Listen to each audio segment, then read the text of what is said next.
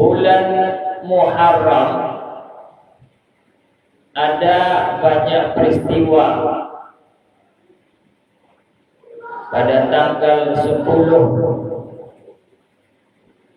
yaitu peristiwa wafatnya cucu Nabi Muhammad, yaitu yang bernama Husain. Nabi Muhammad ini punya dua orang cucu. Pertama Hasan, yang kedua Sayyid Husain. Husain ini meninggal di Irak, di sebuah tempat bernama Karbala pada tahun 680 Masehi, atau kalau Hijriahnya 61 Hijriah. Jadi sudah hampir lebih 1000 tahun wafatnya cucu Nabi di Karbala. Makanya orang yang berpaham Syiah, jadi orang Syiah ini jangan kita katakan juga orang yang tidak Islam, yang mengatakan asyhadu alla ilaha illallah, aku bersaksi bahwa tiada Tuhan selain Allah, wa asyhadu, aku bersaksi Muhammad utusan Allah, itu Islam. Kalau dia beda pikiran, beda aliran atau mazhab, itu pilihan dia.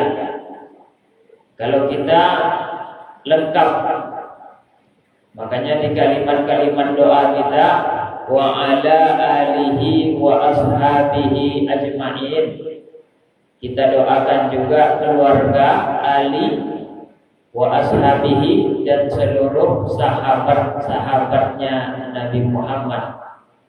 Tapi kalau kaum Syiah yang terbanyak di Iran sana, itu mereka tidak mempercayai semua sahabat. Jadi Abu Bakar, Umar, Utsman tidak diimaninya, dipercayainya. Dia hanya percaya kepada Sayyidina Ali bin Abi Thalib dan keturunannya saja. Ini namanya orang Syiah. Tapi apakah orang itu di luar Islam? Tidak. Kenapa? Karena mereka masih tauhid la ilaha illallah. Yang menjadikan mahal atau kita masuk surga itu adalah kunci surganya, miftahul jannah, la ilaha illallah. Oleh karena itu, maka kita harus berpikir itu secara jernih. Jangan cepat terpengaruh.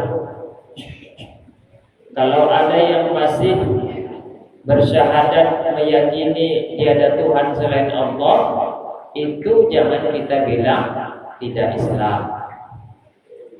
Walaupun dia membaca la ilaha illallahnya itu sambil memegang nisan kuburan, mungkin dia terharu, dia berdoa, berzikir, dia la ilaha illallah di kuburan, itu bukan berarti dia menyembah kuburan itu. Dia hanya terharu. Karena la ilaha illallah ini yang saya katakan tadi mengakibatkan beda antara Islam dan tidak Islam. Tapi kalau dia tidak la ilaha illallah lagi, atau Tuhannya lebih dari satu, ada Tuhan Bapa, ada Tuhan Anak, ini baru tidaklah Islam. Atau ada Tuhan yang baik, ada juga Tuhan yang buruk. Dewa baik, dewa buruk. Tuhan cahaya, Tuhan kegelapan. Ini juga baru tidak Islam. Karena yang menciptakan baik Allah. Menciptakan burung, Allah. Kadang-kadang kita itu pilih-pilih. Kalau misalnya baik dapat rezeki itu dari Allah.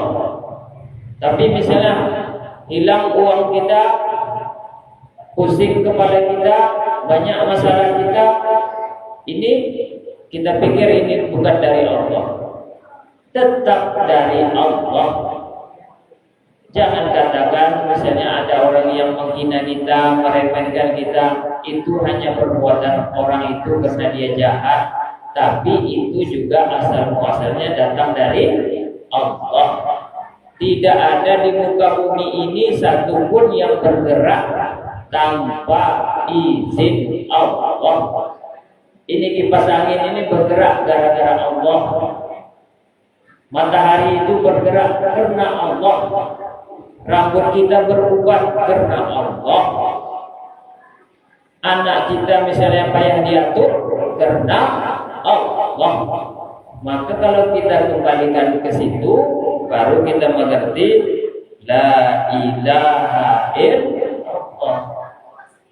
Ini ada yang jahat, ada yang gak suka kita, kayaknya mencemeh kita gara-gara dia. Tidak.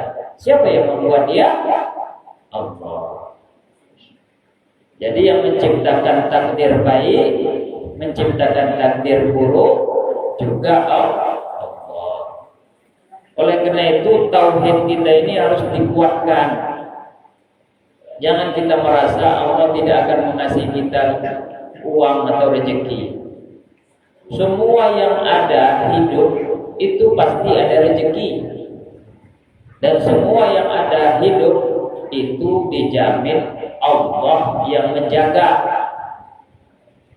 Makanya saya waktu kesini tadi hujan, tapi saya percaya Allah pasti menjaga saya. Terobos saja saya hujan. Rupanya hujan itu tidak semuanya lokal. Baru saya alhamdulillah bersyukur, betullah Allah yang menjaga saya. Dan selama ini saya berpikir gitu. Yang ngasih rezeki itu bukan bos. Yang ngasih rezeki itu bukan orang tua. Yang memberikan saya bahagia bukan karena dapat proyek, tapi Allah semuanya datang dan saya harus ingat itu terus. Kita harus kembalikan itu kepada Allah.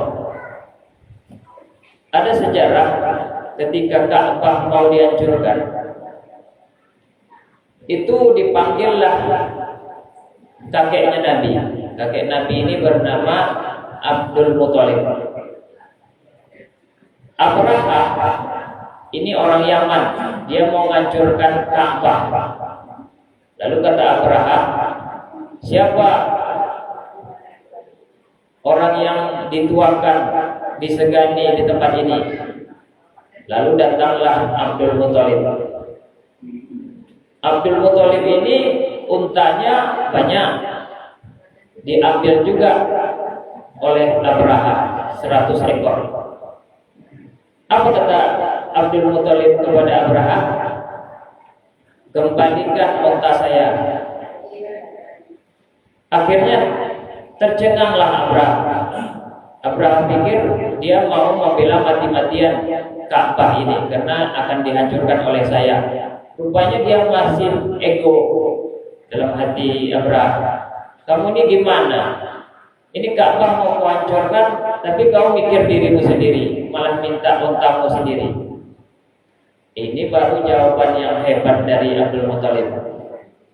Itu unta saya yang pemiliknya, tapi ini Ka'bah bukan saya yang pemiliknya, kata Abdul Muthalib. Ini yang memiliki Ka'bah ini Allah. Akhirnya pergilah Abdul Muthalib itu naik ke atas bukit, diajaknya lah orang-orang, kaumku atau orang-orang, yuk kita ke atas bukit. Kita mau melihat apa yang Allah akan lakukan kepada orang Abraha dan tentara bergajah itu. Begitu yakin.